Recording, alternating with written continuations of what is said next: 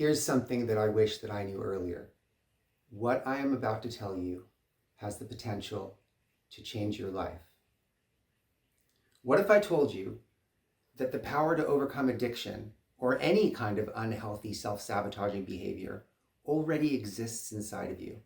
In fact, it's part of the energy structure with which you are constructed. This energetic structure governs your heartbeat, your metabolism, your digestion, your growth, your hormone production, and your mood. And learning to harness and understand its power is the most direct path to getting and achieving freedom from addiction or any other self-sabotaging behavior. Does that sound too good to be true?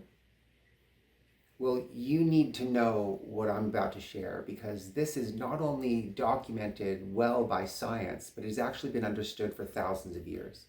And you're only now learning about it because this is information that you need right now. You see, in our bodies, we have 7 main systems of glands.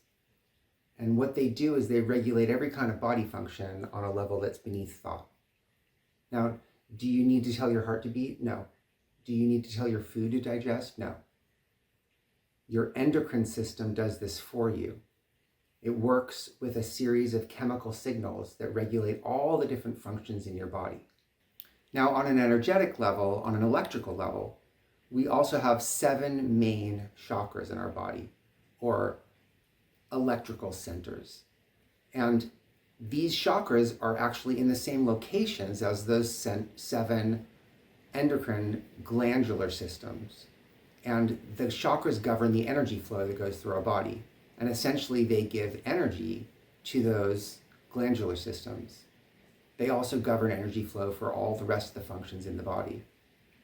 On a physical level, these chakras are actually located right next to the related endocrine system gland. And while they're right next to it, they're associated with it on an energetic level. Here's how it works.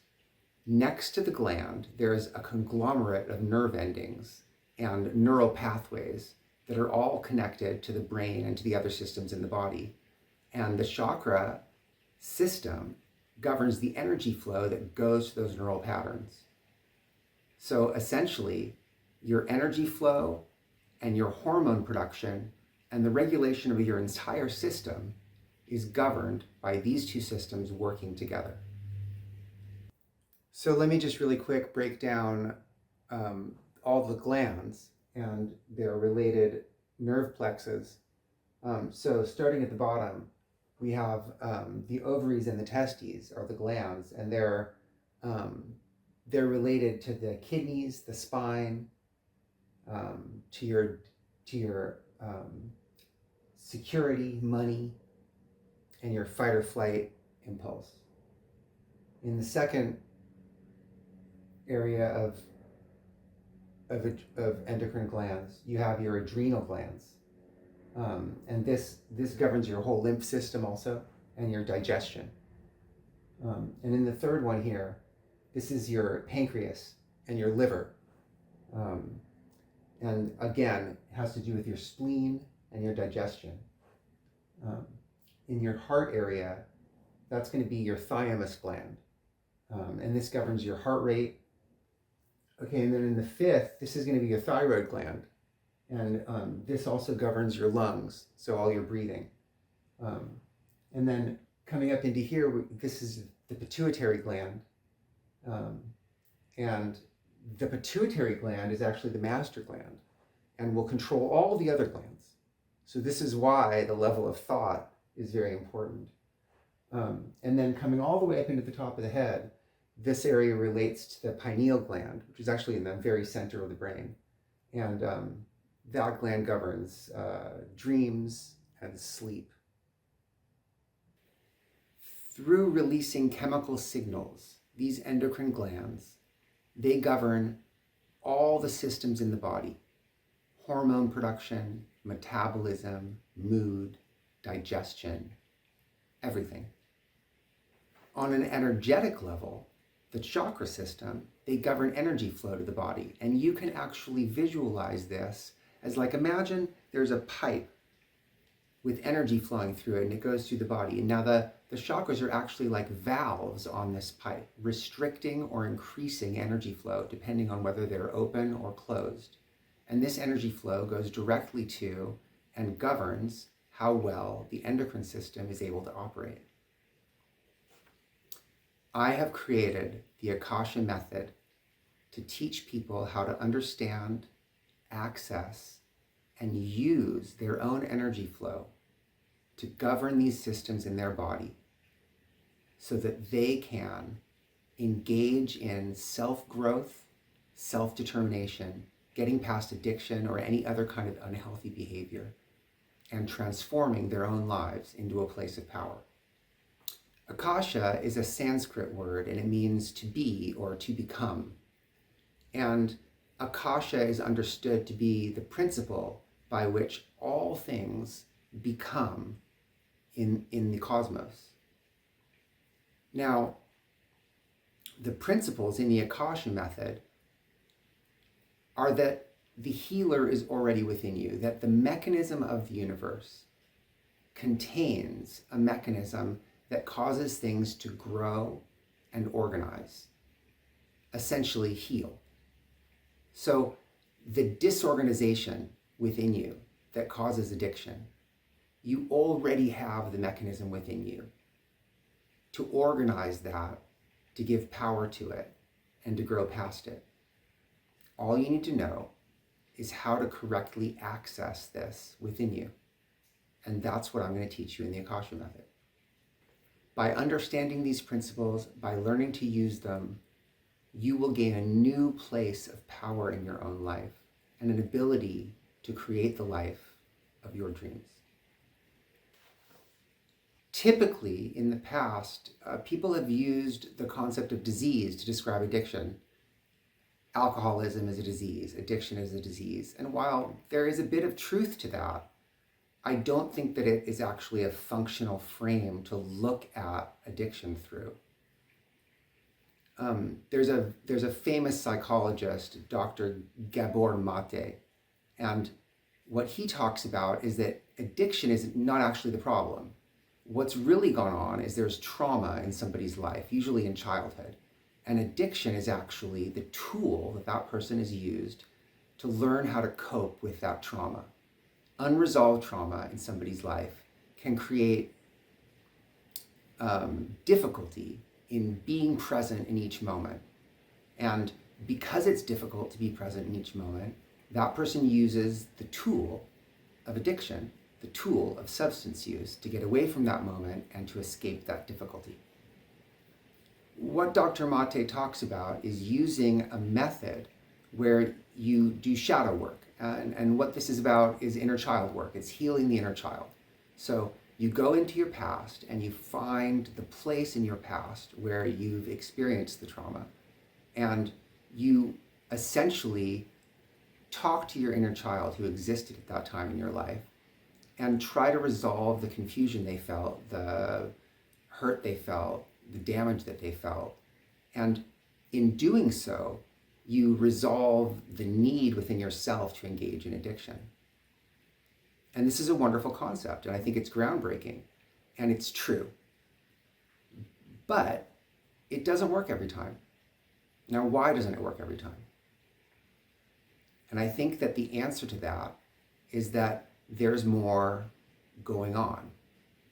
It's not just that there's unresolved trauma. It's also that there is a built-up energetic system that has developed in the presence of that trauma. And this built-up energetic system is resistant. And so what we need to do is we need to cooperate with it, understand how it works, and allow it to change. So the journey is twofold. One is to understand the deep trauma and to heal from that. And the other is to understand this energetic system, work with it in such a way that we can get the energy into the places that it needs to go. So, okay, to understand this on a deeper level, we need to talk about the chakras themselves, the energetic centers themselves, and what they relate to. Because each of the energetic centers actually relates to different emotions, different levels of understanding. And we can start from the bottom. So I have this drawing behind me. Now, the root chakra, starting at the bottom, refers to the color red. And it refers to our ability to feel like we belong, our sense of belonging, our sense of being okay with what is. And so at the root level, we're dealing with an emotion of acceptance of what is. The second chakra, right beneath the navel, this deals with our ability to create in the world. And in creation, we need to understand that you are creating your experience. And so the relevant statement is, I need to be 100% okay with my creation. I need to accept 100% that I am the one creating this experience. I'm not a victim, and this isn't happening to me. Then in our solar plexus, we have the third chakra, the third energetic system. In our solar plexus, this is the urge to grow. This is the ability to grow. We grow, we change, we become. And what we do here is give ourselves full permission to grow and change. In the heart is the fourth center, and this is the place where we hold self-love. Self-love is what allows us to believe that we're worth changing. So we give ourselves, first we understand we're accepting of where we are, where we're starting from. We know that we're the ones that create the experience. We give ourselves permission to change. And here we need to believe that we're worthy of that change. When we get to the fourth center, in the throat, that's about speaking our truth. And in speaking our truth, we need to understand, where are we in life? What is our truth? What are our true desires? What do we really want to create in our life? And as these things build upon one another, we get to the place here, understanding. Understanding is the fifth chakra. And sixth chakra. From the place of understanding, we can realize that all these things together create transformation in our life. We understand, and this is the place, when we get here, this is the place where we do the inner child work. We go into our past and we unpack what happened. And it's a really simple process, and I can describe it to you right here. So in our lives, and everybody's life is like this. It doesn't matter if you had a perfect childhood, and it doesn't matter if you had a terrible childhood. Everything is relative. So if somebody had a perfect childhood, even though they had a perfect childhood, there's going to be really good parts and really bad parts, because their experience is relative. If somebody had a terrible childhood, there's going to be really good parts and really bad parts. The experience is relative. So in everybody's childhood, there's going to be something that's traumatic. And sometimes what happens in a traumatic moment is that child's mind, that undeveloped mind that sees everything in emotional terms, makes some kind of decision. So let's take it down to a really basic level. You really want a cookie. Your mom says you can't have the cookie. You cry because you can't have the cookie. And mom says, don't cry. And because she doesn't want you to cry, and because your mom is doing the best she can as a mom, but she's not perfect, she, instead of treating you with love in that moment, she tells you to go to your room. Well, as a child, that child at that point makes this decision that it's not okay for them to display their emotions, that they need to bury their emotions. Now, this is a really simplistic example, but you can see just from this small example that what can happen is that that child develops the idea that displaying their emotions isn't okay. Now, if this snowballs later into life, if, say, the issue is much bigger, and if, say, the trauma is much bigger than that, this could become an issue where somebody grows to adulthood and isn't okay with displaying their emotions. And this can be really damaging. In fact, they can be not okay with experiencing their own emotions. And this can be very damaging. And if somebody isn't okay with experiencing their own emotions, what it could lead to later in life is them being in situations where they're starting to experience intense emotions. And since they subconsciously don't believe that it's okay to allow themselves to experience them, they make a decision to begin covering those emotions up by using a substance. They could smoke marijuana so that they don't have to feel those emotions. And if this becomes a habitual pattern, that can cause huge problems.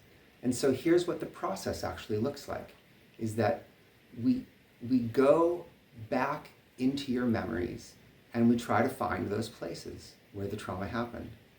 And when we find those places, we actually bring up your inner child. We actually bring up the part of you that existed back then, and we try to have a conversation with that child.